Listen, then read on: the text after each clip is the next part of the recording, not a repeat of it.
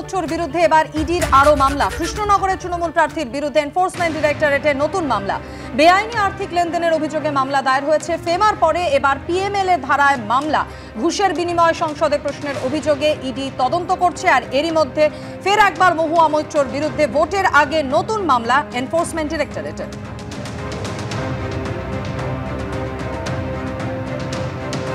আজকে বিজেপি আমাদের যেরকম মহিলা সংগঠন আছে, ছাত্র সংগঠন আছে, যুব সংগঠন আছে, বিজেপির সিবিআই, ইডি, এনআইএ আছে।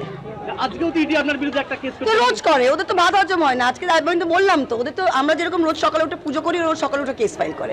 তো আমার কিছু বিন্দুমাত্র যায় আসে না। শত্রুপাতি বিন্দুমাত্র যায় আসে না। এবং এর আগের দিনও তাকে ইডি একাধিকবার ডেকে পাঠিয়েছে। লাস্ট ডেটটা ছিল 11ই মার্চ এবং আমরা দেখলাম যে তিনি কালীগঞ্জে সেদিন গেলেন প্রচার করতে। তিনি বললেনই যে এখন তার প্রচারের এই সমস্ত কর্মসূচি রয়েছে, এর মধ্যে যদি বারবার কেন্দ্র এজেন্সি ডাকে তাহলে তার পক্ষে যাওয়া সম্ভব নয়।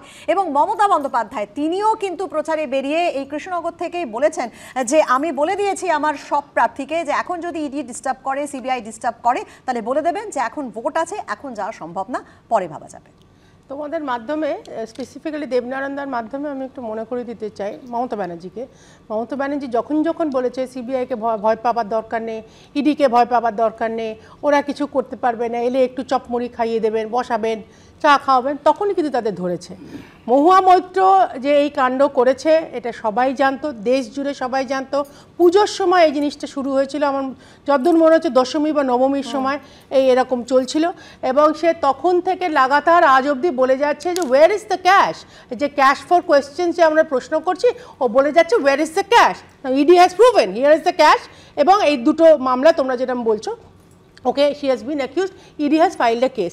আজও ও বলে যাচ্ছে, আজকে না, এটা বোধহয় গতকালের বাইট, ও অ্যারোগেন্স ও দেখিয়ে যাচ্ছে, অত্যন্ত মানে ঔদ্ধত্য দেখিয়ে যাচ্ছে। এনিওয়ে সেটা তার ব্যক্তিগত ব্যাপার। আমার প্রশ্ন অন্য জায়গায়।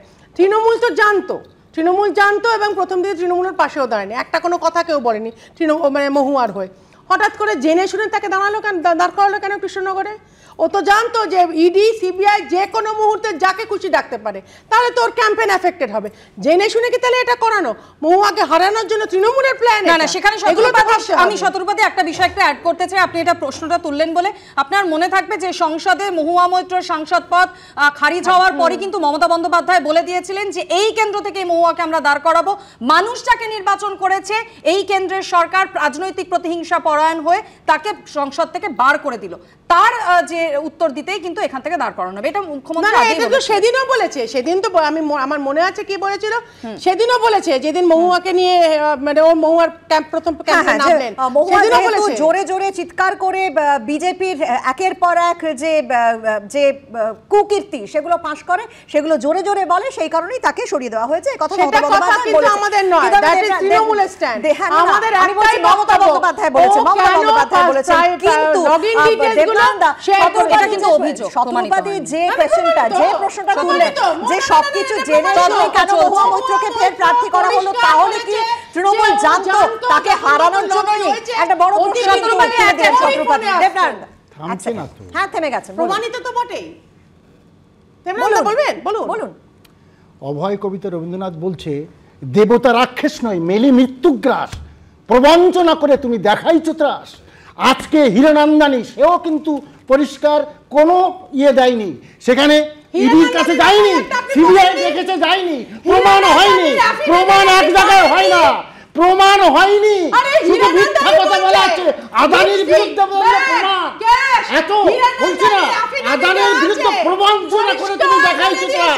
আজকে আদানি থেকে মেন্টর হচ্ছে মোদি, আদানির বিরুদ্ধে কথা বললো মোদি, কিছু মানুষ বুঝছে,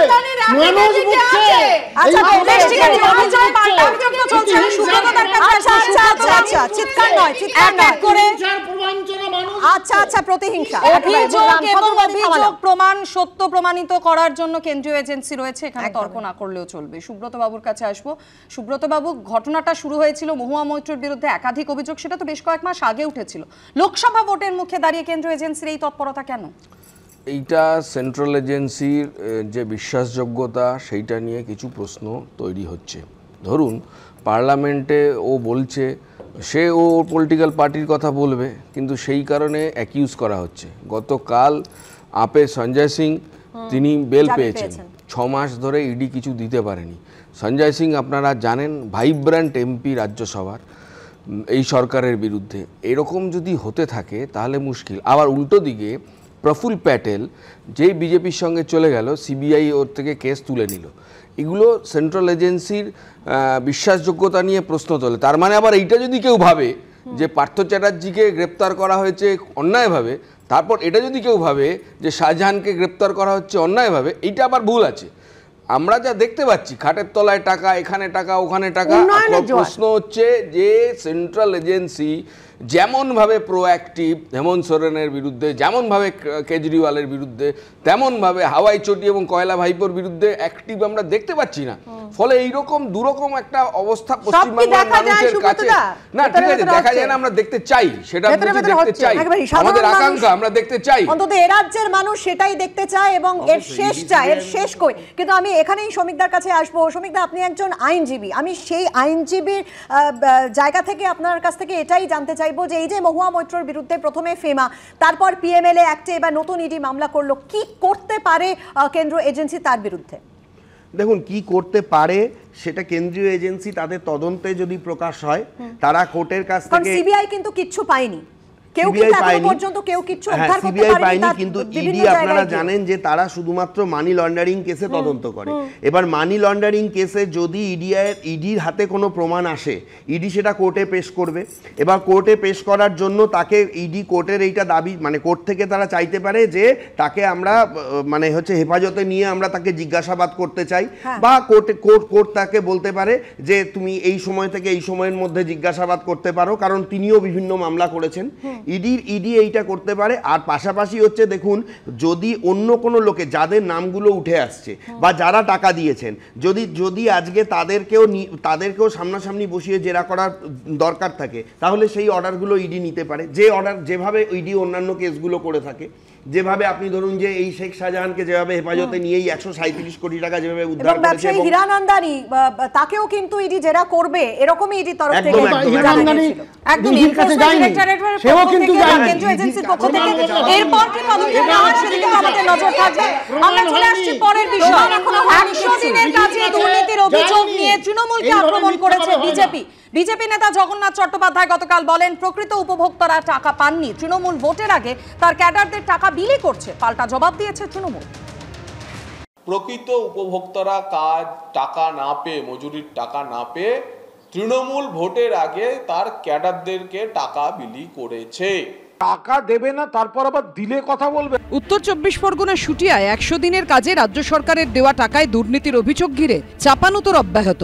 শুটিয়ায় অভিযোগ উঠেছে, কাজ না করা সত্ত্বেও কারো কারো অ্যাকাউন্টে ঢুকেছে টাকা, কেউ আবার কাজ করেও 1 নয়া পয়সা পাননি। বৃহস্পতিবার এই তথ্য প্রথম তুলে ধরেছিল এবিপি আনন্দ। কি জানালেন আপনি? আমি জানালাম যে ডলি আমার কাছে বলিছে যে তোমার নামে কাজ করছি, তোমার বইতে টাকা ঢুকে দে, সেই টাকাটা আমাকে তুলে দিবা, এই বলেছে। তাই আমি জানাই দিলাম যে আমি এইবার কাজ করি নাই, টাকা ঢুকেছে, আমারে বলছে যে তুমি 500 টাকা রেখে 5000 টাকা আমাকে দিয়ে দেবে। সেই ডলি মণ্ডলের বিরুদ্ধে লিখিত অভিযোগও দায়ের করা হয়েছে। এর আগে শনিবার তার বিরুদ্ধে ওঠা অভিযোগ অস্বীকার করেছিলেন ডলি মণ্ডল। মিথ্যে অভিযোগ আমার সাথে থেকে সরাচ্ছে, আমার ঘরের বউ, আমরা গরিব মানুষ বলে আমি বাড়ি বেরোতে পারছি না, আমি টাকা চোর সবাই চোর বললাম, তো চুরি করিনি, কেন বলছে? দুর্নীতি, কাটমানি এসব কিছুই হয়নি, বলতে পারেন বেনিয়ম হয়েছে। এটা আমি স্বীকার করে দিচ্ছি, বেনিয়ম হয়েছে। যে কাজ করেছে সে যথারীতি ঠিকাদারদের কাছ থেকে টাকা তার পাওনাটা বুঝে নিয়ে গেছে, আর যে কাজ করিনি সেই টাকাটা ঢুকেছে তার নামে। 100 দিনের কাজ নিয়ে রাজ্য সরকার যেভাবে আমরা 100 দিনের কাজের টাকা বিলি করে দিয়েছি, 100 দিনের কাজের টাকা মজুরি বিলি করে দিয়েছি, এ নিয়ে প্রাথমিকভাবে যে ডেটাবেসে কাজ শুরু হয়েছিল সেই ডেটাবেস বন্ধ রেখে MGNREG এর আমাদের প্রশ্ন রয়েছে যে MGNREG একটি সেন্ট্রাল অ্যাক্ট, সেই অ্যাক্টের মজুরির টাকা রাজ্য সরকার এইভাবে ইউনানিমাসলি দিতে পারে কিনা? প্রকৃত উপভোক্তারা টাকা না পেয়ে, মজুরির টাকা না পেয়ে তৃণমূল ভোটের আগে তার ক্যাডারদেরকে টাকা বিলি করেছে। টাকা দেবে না, তারপর আবার দিলে কথা বলবে। আমাদের কাছে, রাজ্য সরকারের কাছে, মমতা ব্যানার্জির কাছে, অভিষেক ব্যানার্জির কাছে প্রথম অগ্রাধিকার হচ্ছে গরিব মানুষটার আগে সমাধান করা। 59 লক্ষ যদি মানুষ উপকার পেয়ে থাকেন, তাদের গায়ে জ্বালা করছে কেন? তাহলে টাকাটা তারা দেয়নি কেন? ভুয়ো জব কার্ড, উত্তরপ্রদেশ লিস্টে টপার, সেখানে 100 দিনের টাকা যাচ্ছে, আর পশ্চিমবঙ্গে 1 নয়া পয়সা আসছে না। তার বেলা তো বিজেপিকে দেখা যাচ্ছে না। বৃহস্পতিবার এবিপি আনন্দে প্রতিবেদন সম্প্রচারিত হওয়ার পর শনিবার গ্রামে যান বিডিও, কথা বলেন গ্রামবাসীদের সঙ্গে। এরপর গাইঘাটা থানায় অভিযোগ দায়ের করেন বিডিও। তার ভিত্তিতেই গ্রেফতার করা হয় পঞ্চায়েতের 2 সুপারভাইজার রূপালী মণ্ডল এবং প্রসেনজিৎ ঘোষকে। সমীরণ পাল, সুমন ঘরাই ও আশাবুল হোসেনের রিপোর্ট, এবিপি আনন্দ। উপপ্রধান বলছেন যে বেনিয়ম একটা হয়েছে, এটা আমি মেনে নিচ্ছি। তারপর ভিডিও যে এফআইআর করেছে তাতে 2 জনকে গ্রেফতার করা হয়েছে। আমি একটা কথাই দেবনারায়ণদা জানতে চাই যে এমন কোনো জায়গা কি বাকি নেই? এখানে রাজ্য টাকা দিল, এতদিন কেন্দ্র বঞ্চনা, কেন্দ্র টাকা দিচ্ছে না, রাজ্য টাকা দিল, সেখানেও বেনিয়ম, সেখানেও দুর্নীতি। আমি একটা কথা বলি, 59 লক্ষের মধ্যে যদি 1000 দুর্নীতি হয় তাহলে 0.0001 হয় না। এই আমি বলছি সমস্ত লোক সৎ হয় না, সমস্ত লোক সৎ হয় না, কিছু লোক খারাপ। আমি তো বলছি একটা কিন্তু সারা ভারতে আমি বলছি না 59 লক্ষের মধ্যে তো আমরা এটা নয়, চেঁচালে হয় না, বিজেপি হয় না, এত বিজেপি করলে হয় না।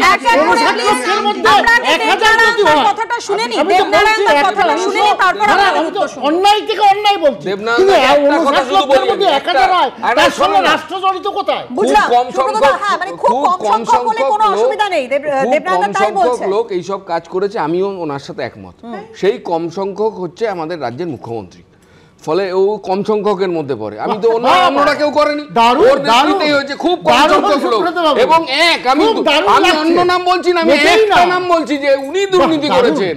ফলে না না ভোটের মাত্রা না, আরে চোরকে চোর বললে ভোট পাওয়ার দরকার কি? দ্বিতীয় কথা হচ্ছে, দেবনারায়ণদা একটু শুনেনি সুব্রতদা কি উত্তর দিচ্ছেন। আসল জায়গা থেকে মুখ্যমন্ত্রী চলে আসে। আরে যারা নিয়েছে, আমি তো 2 জনকে আরো আটক করেছি। আমি তো বলছি কম লোক নিয়েছে, কিন্তু মুখ্যমন্ত্রী যে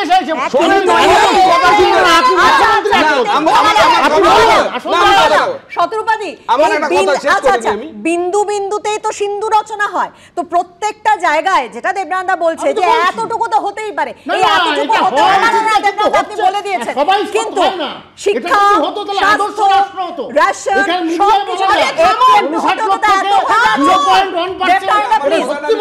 হয়ে গেছে বলা। শুনে নিয়ে আসছি শতরূপাদি। এবং তার জন্য আমার নাম বলেছে, বলুন বলুন বলুন বলুন। এই যে লাগাতার আপনিও কুল হন, এর প্রবণতা দেখা যাচ্ছে সব জায়গায়। যখনই কেন্দ্র থেকে টাকা আসছে তখন নিজেদের মধ্যে বেশ ভাগ বাটোয়ারা হয়ে যায়। এবং কুণাল ঘোষ এইটা জাস্টিফাই করতে গিয়ে আজকে আমি দেখলাম হাঁপিয়ে গেছে। আমরা মমতা ব্যানার্জি, অভিষেক ব্যানার্জি ইত্যাদি ইত্যাদি করতে করতে সেই নিজেদের মধ্যে। আমি তোমাকে একটা অন্য গল্প বলছি। আমার বাড়িতে যে রান্না করে সে বেচারা অত্যন্ত অবভিয়াসলি, বাড়িতে যারা রান্না করে তারা গরিব মানুষই হয়। সে আমাকে বলছে যে আমার বাড়ির অন্যরা তৃণমূল করে, আমি পদ্ম ফুলে ভোট দিই, আমার কি তাহলে ওই কি লক্ষ্মীর ভান্ডার হবে না?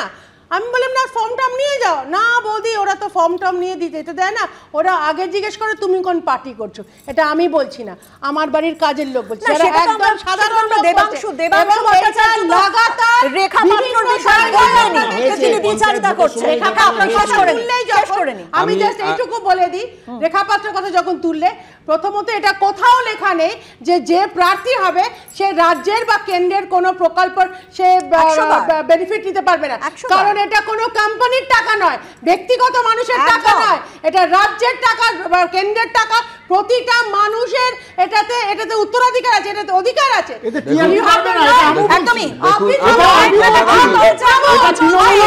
যেখানে সাধারণ মানুষের ক্ষতি, তারা কিন্তু সব জায়গাতেই সমস্ত রকম ক্ষতির শিকার তাদের হতে হচ্ছে। সর্বহারা মানুষগুলোর পাশে দাঁড়ানোর জন্য কে আছে?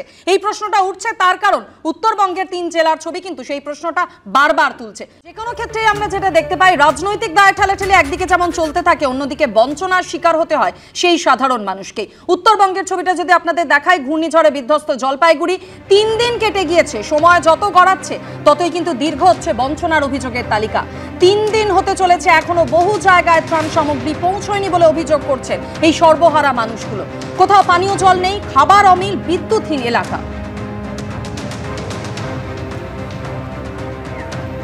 রোববার থেকে মঙ্গলবার, না জলের ব্যবস্থা না খাওয়ার ব্যবস্থা।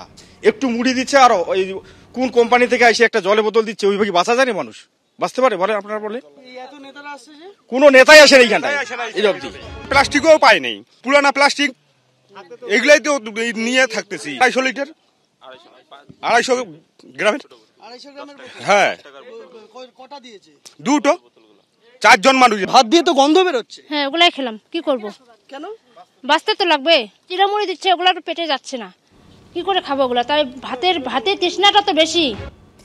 কি বলবেন দেবনারায়ণ বাবু? আমাকে বলুন তো, মমতা বন্দ্যোপাধ্যায় তিনি যেদিন ঘটনা ঘটেছে সেদিনই মধ্যরাতে পৌঁছে গিয়েছিলেন এবং প্রত্যেকেই মানে মুখ্যমন্ত্রী তিনি পৌঁছে গিয়েছেন, তিনি রিলিফ ক্যাম্পে গেছেন, তিনি হাসপাতালে গেছেন। তারপরে এই ছবিটা কি কোনো রাজ্যবাসী আশা করেছিল, কেউ ভাবতে পেরেছিল? কেন হলো? কেন মুখ্যমন্ত্রী বারবার বলেছেন কোনো অন্যায় যেন প্রত্যেকে যেন পায়, পরিষ্কার নির্দেশ দিয়েছেন। না না, অন্যায় অন্যায় আমি তো বলছি, যদি কোনো জায়গায় এই যে ঘটনাগুলো, আমি তো বলছি এই ঘটনাগুলো কেন হবে, প্রশাসনকে পরিষ্কারই বলেছে।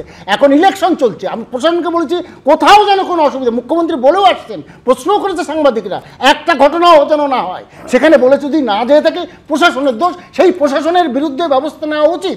আজকে যদি অন্য আজকে না তাকে যেতে হলো কেন? তাকে গিয়ে যেতে, না না আমি তো প্রথম কথা তিনি ছুটে গেলেন, তারপর তাকে যেতে হলো কেন এটা নিয়ে যেমন প্রশ্ন উঠছে। তিনি গেছেন, খুব ভালো কথা, তারপরও প্রশাসন বিপক্ষ দুটোই কথা। আমার না না আমি কি বলছি, যদি এই যে ঘটনাগুলো নিঃসন্দেহে মর্মান্তিক ঘটেছে নিশ্চয়ই তারা বলবেই তো, কিন্তু আমার প্রশ্ন প্রশাসন কি করছে?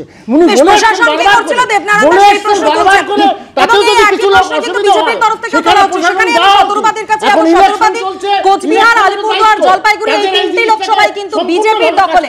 তাহলে বিজেপি কি করছিল? শুভেন্দু অধিকারী তিনিও তো গিয়েছিলেন। বারবার প্রশ্ন তোলার থেকে একবার হাত ধরাধরি করে সাধারণ মানুষগুলোর পাশে দাঁড়ালে হয় না? মাধুরী, একটা জিনিস বুঝতে হবে যে মডেল কোড অফ কন্ডাক্ট চলছে এবং আমাদের 3টে সিটিং এমপি ইলেকশন লড়ছেন, তো যে কারণে তারা ডাইরেক্টলি কিছু করলে এটা মডেল কোড অফ কন্ডাক্টের ভায়োলেশন। সাধারণ মানুষের পাশে দাঁড়াতে পারবেন না। এক সেকেন্ড, যে কারণে শুভেন্দুদা যখন ছিলেন, শুভেন্দুদা ক্লিয়ার বার্তা দিয়েছিলেন, এক অ্যাডমিনিস্ট্রেশন, যেটা মাননীয় নিজেও বলেছেন যে administration needs to be active, এবং উনি পুরো বার্তা দিয়েছিলেন যে এনজিও, লোকাল যে এনজিওরা আছে তারা যেন যায়। আমাদের হাত পা বাঁধা, আমরা যেতে পারবো না, বিকজ আমরা রুলিং পার্টি নই, আমরা কন্টেস্টিং এমপিস, আমাদের ওখানে এমসিসিতে বাঁধা আছে। কিন্তু আমার প্রশ্ন অন্য জায়গায়, এটা তুমি এক্ষুনি বলবে যে আমি অন্যদিকে ঘোরানোর চেষ্টা করছি, যে মাননীয় রাত্রির 1টায় ওখানে পৌঁছে গেলেন। প্রথমত 1টায় যে কেন পৌঁছলেন চার্টার ফ্লাইট নেই আমি জানি না, তার কারণ এতই যদি উনি উন্নয়ন করে থাকেন, ওনার উত্তর বাংলা আছে, ওখানে উত্তরবঙ্গ আছে, মানে উত্তরকন্যা আছে, সরি, তো সেখান থেকেই তো ইমিডিয়েটলি ডিজাস্টার ম্যানেজমেন্ট করা বড় কথা। আমাদের একদম সেটা তো করলো না। পাকা বাড়ি যদি মানুষগুলোর মাথার উপরে থাকতো তাহলে হয়তো এই অবস্থা হতো না। জাস্ট ওয়ান লাইনার আমি সুব্রত দার কাছে, আমার কথা হচ্ছে একদল মানুষ না খেতে পেয়ে মরছে, পচা ভাত খেয়ে জীবন কাটাতে হচ্ছে। মুখ্যমন্ত্রী এবং তার পরিবাররা এত খেয়েছে, আমি জিজ্ঞেস করতে চাই ভাই এত খেয়েছে হজম কি করে করো? কোন এনজাইম দিয়ে এটা হজম করো? আর লোক পচা ভাত খাচ্ছে, মুখ্যমন্ত্রী চিফ মিনিস্টার। ধন্যবাদ জানাচ্ছি আলোচনায় থাকার জন্য। কিন্তু যে বিষয়টা দিয়ে আমি শুরু করেছিলাম ঠিক সেটা দিয়ে শেষ করছি, তার কারণ এই মর্মান্তিক, এই দুর্ভাগ্যজনক ছবিটা আমাদের দেখতে হচ্ছে, যেখানে এত এত কোটি কোটি টাকা নয় ছয়, কিন্তু সামান্য ভাত পর্যন্ত এই দুর্গত মানুষগুলোর কাছে কেউ পৌঁছে দিচ্ছে না। কেন? প্রশ্ন সেখানেই। আনন্দ সকালে আলোচনার সময় শেষ। অন্যান্য খবর নিয়ে আমরা ফিরে আসছি বিরতির পর। সঙ্গে থাকুন।